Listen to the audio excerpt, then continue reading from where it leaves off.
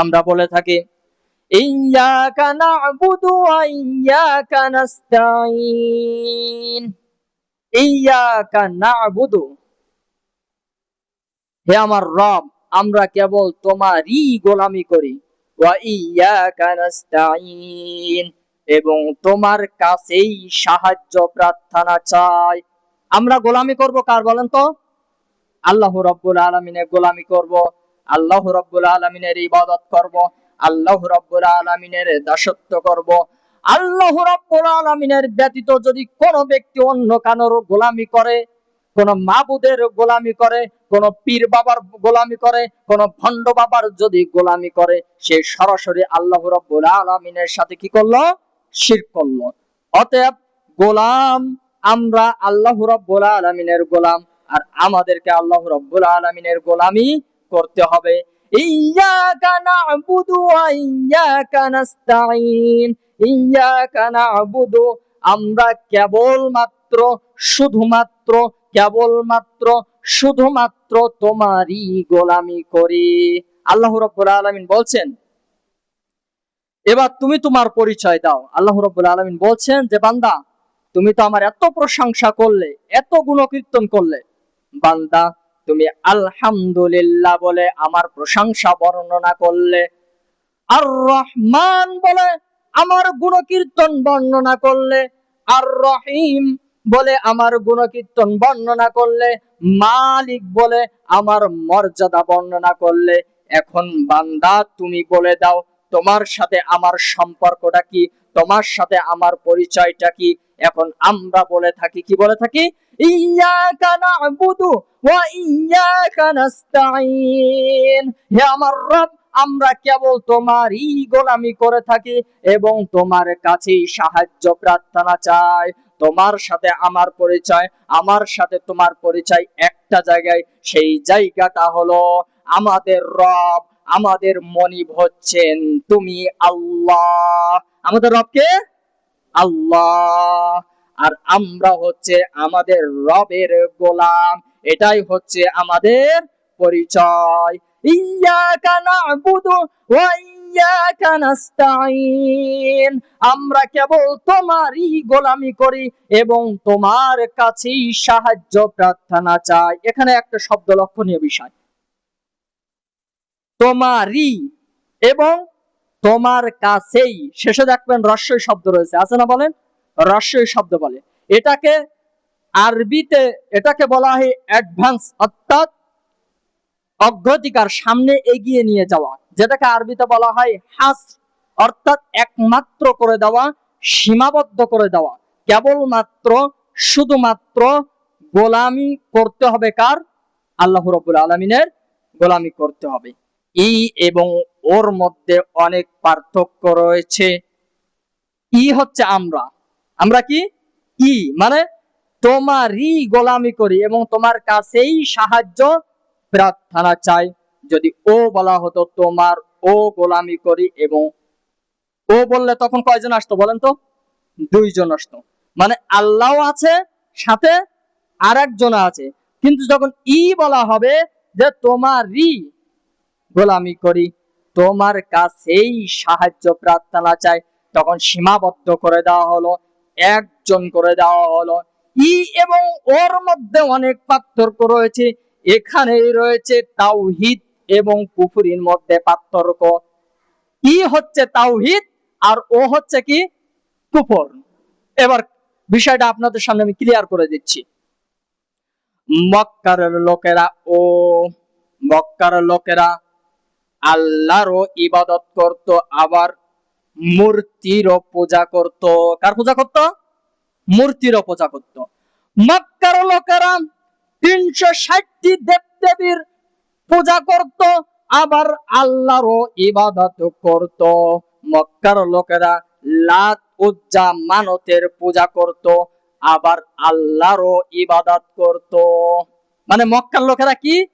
ও, আর আমরা হচ্ছে ই। এখানে সীমাবদ্ধ করে দেওয়া হয়েছে।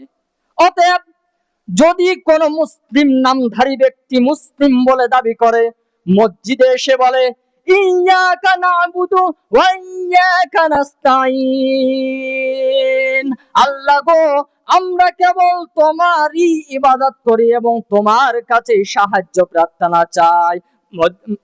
মসজিদে এসে বলল, আবার যখন মসজিদ থেকে বাইর হয়ে গেল তখন কি করলো? পীর বাবার দরবারে সাজদা করলো। কি করলো? সাজদা করলো। তাহলে তার দাবিটা ভিত্তিহীন হয়ে গেল না? দাবিটা ভিত্তিহীন হয়ে গেল। মানে সে মসজিদে এসে ইয়াকা না'বুদু বলল যে আল্লাহ তোমারই গোলামি করি, তোমারই দাসত্ব করি। আবার যখন মসজিদ থেকে বাইর হয়ে গেল তখন পীরের দরবারে সাজদা করলো, পীরের দরবারে মানত করলো, পীরের দরবারে প্রার্থনা করলো, পীরের দরবারে টাকা পয়সা দিল। তাহলে সে একসাথে কি করলো? শিরিক করলো। আর আল্লাহ রাব্বুল আলামিন যে শিরিকের গুনাহ ক্ষমা করবে না, এটা তো আমরা সবাই জানি, জানি না বলেন?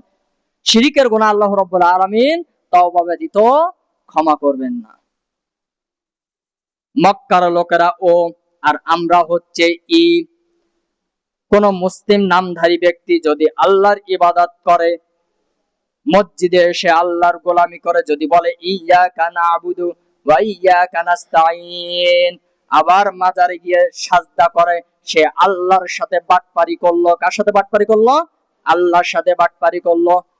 তাহলে আমাদেরকে তাওহীদ ক্লিয়ার করতে হবে। আমরা যদি আল্লাহর গোলামি করি, আল্লাহর দাসত্ব করি, আবার আল্লাহকে বাদ দিয়ে যদি অন্যের গোলামি করি, অন্যের দাসত্ব করি, তাহলে আমরা আল্লাহর সাথে বাটপারি করলাম, আল্লাহর সাথে মুনাফিকি করলাম। এবং কাল কিয়ামতের মাঠে আমাদেরকে অবশ্যই কি করতে হবে? জবাবদিহি করতে হবে। এজন্য কবি দুঃখ করে বলেছেন, তৌহিদেরই চির সবক ভুলে গেছি আমরা সে বীর, দুর্গা নামের দরগায় এসে লুটে পড়ে তাই শির। ওদের যেমন রামনারায়ণ, মোদের তেমন মানিক পীর, ওদের কলাই দুধের সাথে মিশে গেছে মোদের ক্ষীর। কোন পার্থক্য আছে বলেন? আজ মুসলমান আর বিধর্মী একাকার হয়ে গিয়েছি, কোন পার্থক্য নাই। তৌহিদের চির সবক ভুলে গেছি আমরা সে বীর, দুর্গা নামের দরগায় এসে লুটে পড়ে তাই শির। ওদের দুর্গা, মোদের আছে কি দরগা? দরগা আছে না বলেন? যে আমাদের এই সাতক্ষীরা লাপসা, লাপসা নাম তো শুনেছেন, কদমতলা থেকে একটু সামনে গিয়ে লাপসা, সেখানে একটা দরগা রয়েছে, চম্পা মায়ের দরগা। আমরা যখন ইন্টারভিউ নিতে গিয়েছিলাম চম্পা মায়ের দরগার ওখানে, তো যে কথা আমরা শুনছি আশ্চর্য হয়ে গিয়েছি আমরা, যে এত বড় পীর, এত বড় পীর, এত বড় পীর, তিনি নাকি যখন রাতে তাহাজ্জুদের সালাত আদায় করতেন, সুন্দরবনে বাঘ এসে নাকি তাকে পাহারা দিত। নাউজুবিল্লাহ। মানে এত বড় পীর যে নামাজ রাতে তাহাজ্জুদের সালাত আদায় করতে, আর সুন্দরবনে বাঘ এসে তাকে নাকি পাহারা দিত। আরো যে কত পীর রয়েছে এবং পীরদের আকীদা এবং সিলসিলা, তাদের বই যদি আপনি পড়েন তাহলে আপনাকে ওযু করে আসতে হবে। ইয়াকা না'বুদু ওয়া ইয়াকা নাস্তাঈন, এদিকে বলে আমরা কেবল তোমারই ইবাদত করি, আবার হিন্দুয়ানি সংস্কৃতি পহেলা বৈশাখ পালন করে। তাহলে আল্লাহর কেমন গোলামি করা হলো বলেন? এই যে কিছুদিন আগে চলে গেল হিন্দুয়ানি সংস্কৃতি, পহেলা বৈশাখ চলে গেল। আরো দুঃখজনক বিষয় হলেও সত্য যে এই পহেলা বৈশাখকে শুভেচ্ছা জানাচ্ছে এক শ্রেণীর আলেমরা। আল্লাহু আকবার। মানে আমার মাঝে মাঝে মনে হয় এই ডিশটা মনে হয় বিক্রি করে দিবে। এক শ্রেণী আলেমরা এই পহেলা শুভেচ্ছা জানাচ্ছে। মানে হিন্দুয়ানি সংস্কৃতি যেটা ইসলামের ভিতরে নাই, সেই হিন্দুয়ানি সংস্কৃতিকে শুভেচ্ছা জানাচ্ছে। তাহলে সালাতে এসে ইয়াকা না'বুদু বলছে, আবার সালাত থেকে যখন বাইরে হয়ে যাচ্ছে তখন হিন্দুয়ানি সংস্কৃতি পহেলা বৈশাখ পালন করছে। সালাতে এসে বলছে ইয়াকা না'বুদু, আবার সালাত থেকে যখন বাইরে হয়ে যাচ্ছে তখন ইহুদি খ্রিস্টানদের কৃষ্টি কালচারকে অনুসরণ করছে। অতএব আমাদের তাওহীদকে ক্লিয়ার করতে হবে, কেবলমাত্র শুধুমাত্র আল্লাহ রাব্বুল আলামিনের ইবাদত করতে হবে। ইয়াকা না'বুদু ওয়া ইয়াকা নাস্তাঈন, এর মানে কি জানো? আল্লাহ, আমি কেবলমাত্র শুধুমাত্র একমাত্র কেবলমাত্র ধরে আমরা কেবলমাত্র আল্লাহর ইবাদত করি, তোমারই গোলামি করি, তোমারই দাসত্ব করি, গোলামি করি না, কারোর পূজা করি না, অন্য কোন পীর বাবাকে আমরা মানি না, কেবলমাত্র শুধুমাত্র তোমারই ইবাদত করি, তোমারই গোলামি করি। ওয়া ইয়্যাকা নাস্তাঈন। হে আল্লাহ, আমি যে তোমার ইবাদত করব, তোমার গোলামি করব, কিন্তু আমার নফস আমাকে শয়তানের পথে পরিচালিত করে, কিন্তু আমার এই নফস আমাকে কুপ্রবৃত্তির পথে পরিচালিত করে। যখন তোমার ইবাদত করতে চাই, তখন শয়তান আমাকে ধোঁকা দেয়। অতএব আল্লাহ গো, তুমি আমাকে সাহায্য করো, এমন পথ দেখাও যে পথে চললে যেন আমি সরল সোজা রাস্তা পেতে পারি। এখন আল্লাহ রাব্বুল আলামিন বলছেন ওয়া ইয়্যাকা নাস্তাঈন। এরপর আল্লাহ রাব্বুল আলামিন বলছেন, ও বান্দা বলো, তোমাকে আমি কি সাহায্য করতে পারি, তোমার কি চাওয়ার রয়েছে, তোমার কি পাওয়ার রয়েছে, তোমার কি আশা আকাঙ্ক্ষা রয়েছে, বলো এমন কিছু চাও যা তোমার জন্য কল্যাণকারক হবে, যা তোমার জন্য কল্যাণকারক হবে। আচ্ছা, ছোট্ট একটা বাচ্চার সামনে আপনি যদি কলা এবং চকলেট রাখেন, তাহলে বাচ্চাটা কয় টাকা ধরবে বলেন তো? কয় টাকা ধরবে? কলা ধরবে না চকলেট?